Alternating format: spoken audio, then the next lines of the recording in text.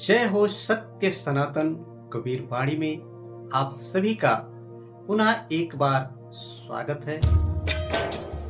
बोली एक अनमोल है जो कोई बोले जान। बोली एक अनमोल है जो कोई बोले जान। हृदय तराजू तौल के तब मुख बाहर आन। हृदय तराजू तौल के तब मुख बाहर आन। साथियों,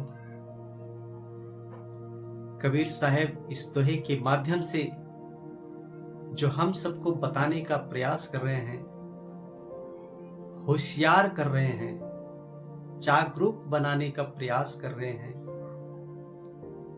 क्योंकि आज के ही दिनों में ऐसे लोग नहीं हैं। सदियों ऐसे लोग थे। कबीर साहब कहते हैं कि बोली एक अनमोल है। जो हम बोलते हैं वो हमारा अनमोल एक आभूषण है। उस बोली से लोगों की पहचान बढ़ती है। कैसे आप बोलते हैं, अपनी बोली को एक अनमोल रत्न समझें जिसका कोई मोल नहीं होता है। मोतियों की माला, हीरे जवाहरात सब उसके सामने फीके पड़ जाते हैं। कबीर साहब हमको बता रहे हैं, चिता रहे हैं कि अपनी इस आवाज को पहचानो। मुंह खोला गटर खोला ऐसा नहीं है। अपनी बोली को ऐसा बनाइए और इस बोली के माध्यम से आपके लाखों प्रेरक आपको मिल जाएंगे, आपकी आवाज के मुरीद हो जाएंगे, आपको सुनने के लिए बेचैन रहेंगे। और जहां पे सुनेंगे कि वो भाई आ रहा है या वो बहन आ रही है, यदि आपकी बोली में एक सत्यता नजर आती है। बोली 3 प्रकार की होती है, ये हमें समझना चाहिए, जिसको सुनने के लिए लोग बहुत लालायित रहते हैं, उत्कृष्ट रहते हैं और मनोभाव से सुनते भी हैं। जैसे कि वाणी अच्छी हो, मृदुल हो, सरल हो, समझने में बहुत बड़ी ना हो, छोटे छोटे शब्दों में बयां किया जाए और सत्य भी हो, अगर और हमेशा दूसरों के लिए लाभकारी हो। यदि आप इन सब वचनों को पकड़ करके कहीं पे भी आप बोलते हैं तो लोग आपको सुनने के लिए खड़े रहेंगे। और आगे कबीर साहब कहते हैं, जो कोई बोले जान। मतलब जो कोई भी व्यक्ति, भाई बहन, बूढ़े जवान, बच्चे, अगर इन शब्दों को पकड़ करके बात करते हैं तो वही माहिर है। और जिस समय जिस शब्द की आवश्यकता है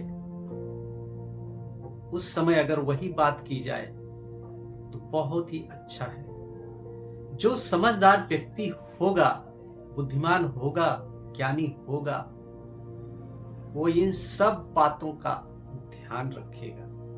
ये नहीं है कि कहीं मृत्यु शरीर पड़ा हुआ है और वहां पर हम जाकर के गाना गाएं, तो वो शोभा नहीं देगा।